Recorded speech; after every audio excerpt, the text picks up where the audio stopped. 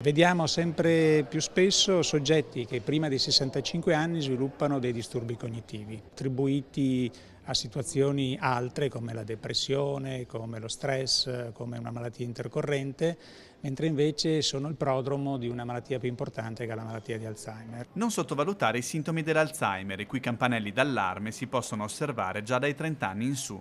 In Veneto si stima che siano circa 3.000 i casi sotto i 65 anni, pazienti diversi da quelli che siamo abituati ad associare a questa malattia e che presentano problematiche nuove. Sono persone di solito che lavorano, che hanno una famiglia magari con figli giovani o che hanno ancora i genitori che si prendono cura magari di loro quando si ammalano, quindi la situazione è complessa e diversa rispetto all'anziano con la malattia. Ma quali sono i comportamenti allarmanti da tenere sott'occhio, specialmente in chi ha avuto altri casi del morbo in famiglia? Chiaramente il disturbo di memoria episodica quando soprattutto non possiamo attribuire questa cosa alla distrazione. Se io dimentico di essere andato dal medico, di aver fatto una certa operazione bancaria, cioè un buco in cui il mio disturbo attentivo non è in gioco, lì c'è da preoccuparsi.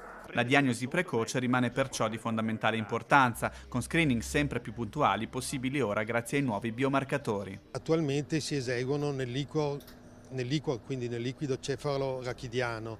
Questo implica una puntura lombare. La tendenza della ricerca però è di utilizzare il sangue o altri liquidi meno invasivi per ricercare questi biomarcatori.